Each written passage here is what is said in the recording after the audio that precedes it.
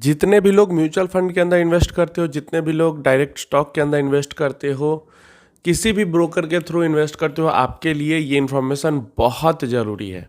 आप जो स्टॉक खरीद रहे हो, पैसा सच में गया है उधर और स्टॉक आपके डीमैट अकाउंट में आया है।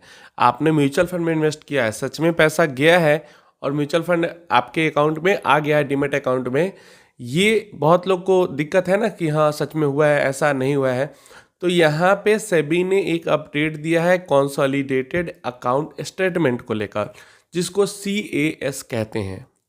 अब आपकी जितनी भी होल्डिंग होगी वो आपको आपके CAS में मिलेगी। जितनी भी सिक्योरिटी के अंदर आप ट्रांजेक्शन करोगे एक पैन नंबर पे, वो आपके CAS के अंदर आपको मिलेगी।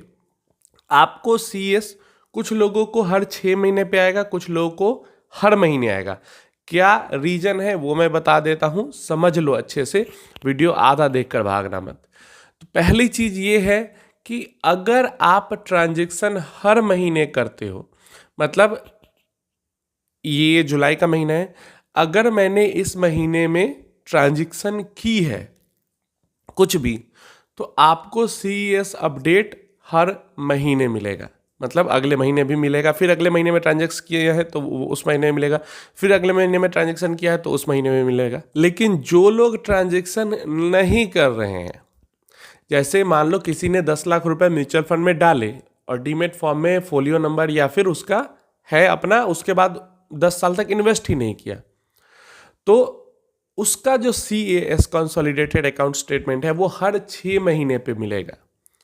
लेकिन जिसकी SIP चल रही है उसका कंसोलिडेटेड अकाउंट स्टेटमेंट हर महीने आपको मिलेगा।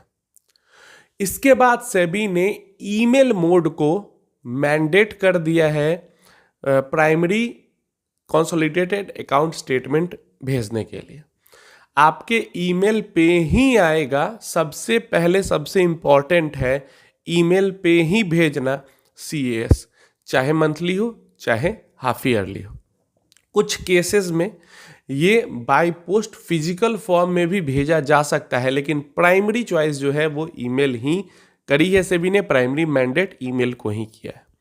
अब आपका काम क्या है? आपका काम है सबसे पहले जाके आपकी जो भी ब्रोकर वगैरह जो है जहां से इन्वेस्टमेंट कर रहे हो वहां पे अपना ईमेल अपडेट कर लो, क्योंकि सेबी ने इस रूल को बना के यहाँ पे जो ईमेल है उसको सबसे ज़्यादा इंपॉर्टेंट कर दिया है।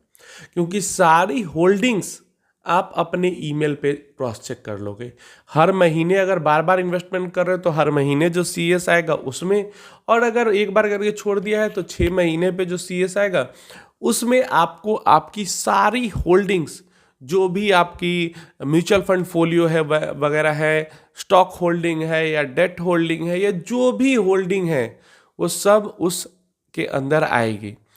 CDSL और NSDL दोनों का, अगर आपका CDSL के अंदर भी इन्वेस्टमेंट है, मतलब एक ब्रोकर आपका है जो कि CDSL के थ्रू इन्वेस्टमेंट मतलब डिपॉजिटरी पार्टिसिपेंट है, एक ब्रोकर है जो NSDL के थ्रू डिपॉजिटरी पार्टिसिपेंट है, तो दोनों के स्टेटमेंट उसके अंदर दिखेंगे। ऐसा नहीं कि CDSL वाला दिखेगा NSDL नहीं दिखेगा, NSDL दिखेगा CDSL नहीं दिखेगा।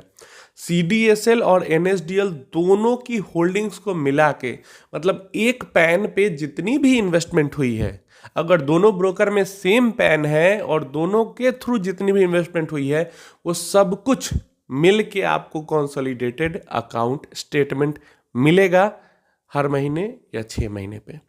उम्मीद है इन्फॉर्मेशन हेल्पफुल होगी। तो यहाँ पे ईमेल जो है आपके लिए सबसे ज़रूरी हो चुका है। ईमेल जाके अभी के अभी, अगर अपडेट नहीं तो अपडेट कराओ और ऐड नहीं है तो ऐड कराओ। कोई क्वेश्चन क्वेरी वगैरह है तो नीचे कमेंट में पूछ लेना।